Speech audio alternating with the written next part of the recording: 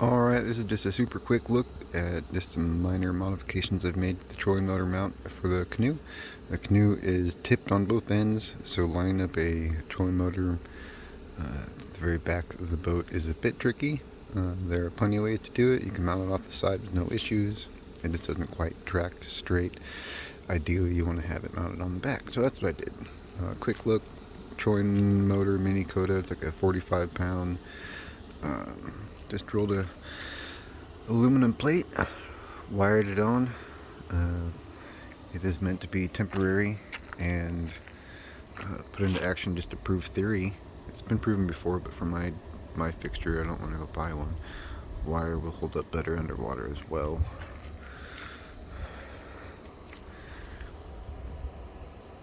It's an aluminum mount that extends through, I don't know, no more than 2 feet, bolted in 2 places.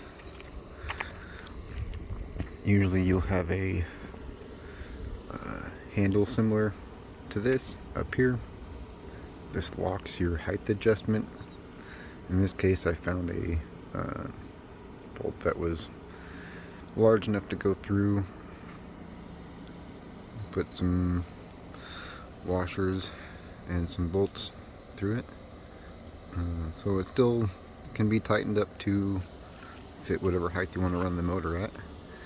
But I took some round bar, flattened it, drilled it, and replaced that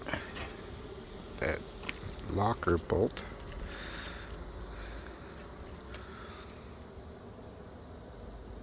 Simple zip tie through some holes that were already in to extend the speed control.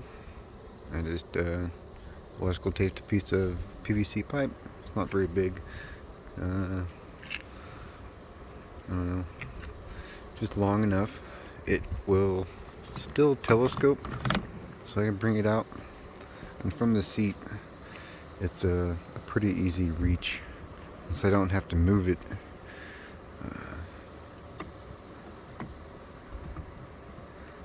It works just fine. The arm here, as you're sitting, it can sit out in front of you just a hair. If you want to move it, you can push forward and backwards. In this case, backwards. And if you're sitting on the side here, your arms will do a lot of movement. You can get this thing almost 90 degrees. And pulling is the same way. This matches up nice. You could even, in this case, swap it around and go backwards with a higher speed, or forward, really. Set your speed and then turn it around and you can go backwards. It's got reverse, but I don't know. Yeah, it's just got full movement. You're only limited by the amount of cord you can wrap around the neck. And that'll just sit right here.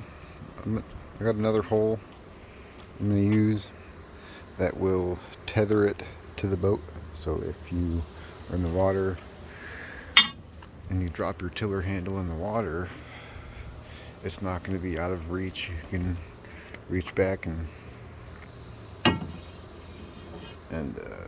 just pull where this will be tied off on and get it back in the boat.